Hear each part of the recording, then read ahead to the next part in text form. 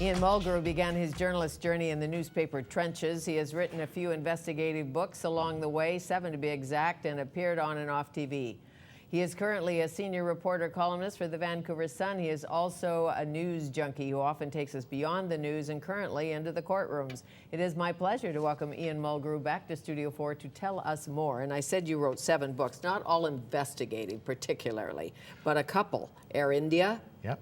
Clifford Olson. Yep.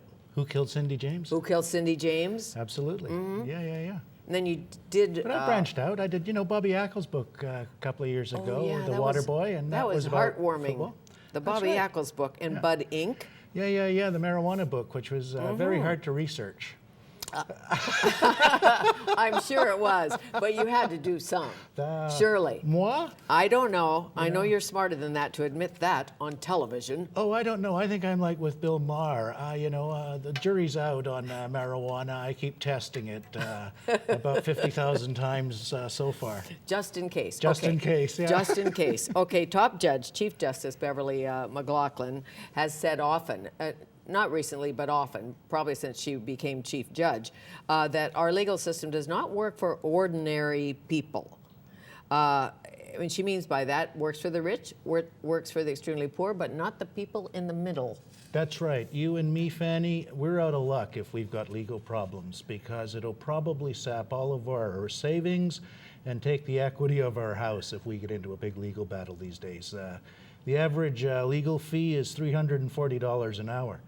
And I don't know about you, but that's a little above my paycheck. A little above my paycheck, too. But when you say average legal fee, is that in That's for civil case. Yep. Criminal cases, if you get into trouble criminally and you can't afford it and you're looking at jail time, you're still going to be looked after. The government still has a constitutional obligation to pay your legal fees if you have been charged with a serious criminal offense, which raises all those other issues that we hate to talk about why people get $6 and $7 million of our money when they're crooks.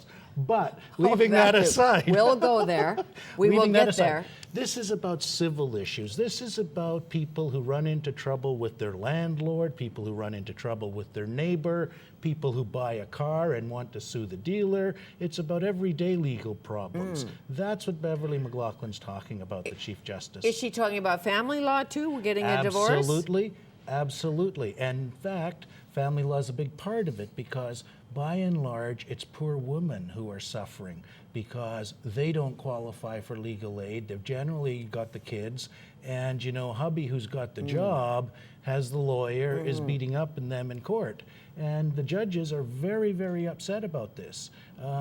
Easily 1 in 3 people before the courts right now doesn't have a lawyer and needs one. And trying to be their own lawyer, and you've seen that in court, and that's not always so pretty. Self-represented litigants are just gumming up the system. They're costing you and I even more money because it takes 3-4 times as long to do anything when the judge has to take a lot of time to explain things to someone who doesn't know what's going on. Exactly, but some reform to the Family Relations Act in that the goal is, I think, to keep divorce out of the courts, unless it's just heinous. Try and get divorced on the internet or do something, not to put all the lawyers out of business, but let's try and mediate, do it a different way. There's no question that people are trying a lot of stopgap measures to try and deal with the problem that we have right now. Mediation is one, and that is working. But if you're a guy and you have a job and you're battling your wife in a divorce action, mediation just becomes another way to stretch it out, delay the process, and that's the problem. And it's becoming epidemic. Clay Ruby in Ontario has an article in this week's Lawyers Weekly claiming in Ontario the system is completely broken. I've written that the system here is broken. We're funding legal aid at less than we did 10 years ago. Less than we did 10 years ago. Tough to get legal aid, so not enough money. There's not enough money there, and it's gumming up the system, and the system is now broken. So, but if you need legal help, like if you need medical care, you need a doctor or you need a lawyer. That's how the system works. So how did the fees... No, that's how the system should work. In fact, that's what Beverly McLaughlin said last year, and that's a good analogy that you're drawing there, because if you need help, you should get that help because it saves us all money in the long run. And Beverly McLaughlin says legal aid should be treated like Medicaid. Okay, but if off the legal aid into the middle class, if you have an issue and you need a lawyer, how do the fees get so high? And I'm sure they're not all high, because if you're right out of law school and you have a little boutique firm and it's just you, maybe just you and your friend, you can't charge $300 an hour, $400 an hour. No, but you can also make a living, and that's the problem, is it really probably costs you $300 an hour. I think what's being missed here is that I don't think the lawyers are gouging people. If you're running an office and you've got a secretary and you're doing all of these things, right, you probably need $300 an hour to keep the balls in the air. And a dentist or anybody, a doctor, a GP will tell you exactly the same thing. I'm paying $180 to my teeth cleaner. No, I understand, because they have to put up with the office and the rent and the drapes on the wall and all of that. So the system is funny. And then, well, the system is funny because A, they need the money, and the system takes so long. The system is broken because it was designed in the 19th century, and here we are in the 21st century. Okay. And so the way the system works is archaic, and the courts and the governments haven't been quick enough in modernizing our court systems. And also the procedures are difficult to modernize because of the different interest groups. What the judges like Beverly McLaughlin and the Chief Justice of the Appeal Court here, Lance Finch, have been saying is that lawyers haven't been doing enough to make the system accessible. In Ontario, for instance, you don't need a lawyer to go to court and do everything for you. You can hire a paralegal.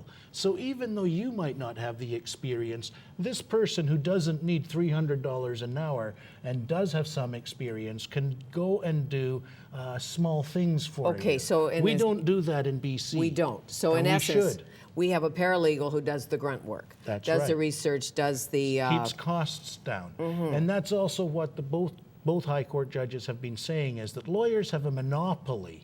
And perhaps we have to look at that and open up that monopoly and allow other people who don't charge as much and don't need as much expertise handle things for people, like some real estate transactions and even some court appearances and things like that. Well, something that puzzles most of us is the length of time it takes to get through a court case, and we can look at the high-profile court cases or the low-profile court cases. I know Wally Opal, former Attorney General, in his after-dinner speech often says, you know, in the United States, Bernie Madoff was charged, tried, convicted, and sent away for 8 months, and sent away in 8 months. Absolutely. 8 months. Absolutely. In Canada, if Madoff was tried, we'd still probably be at the voir dire.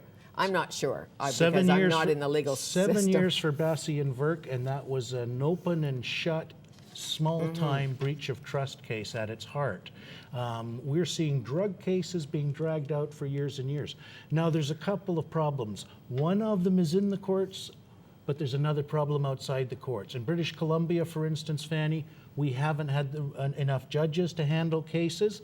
We've seen the government shortchange the court services branch, so we haven't had enough sheriffs. For instance, in Victoria, we couldn't run court a couple of weeks ago. There weren't enough sheriffs to staff the Okay, courtrooms. so are you talking provincial court, Supreme Court, appeals court, all of it, not enough? Well, provincial courts, we haven't had enough judges and we haven't had enough support staff. The Supreme Courts have also been faced with not enough support staff and infrastructural problems.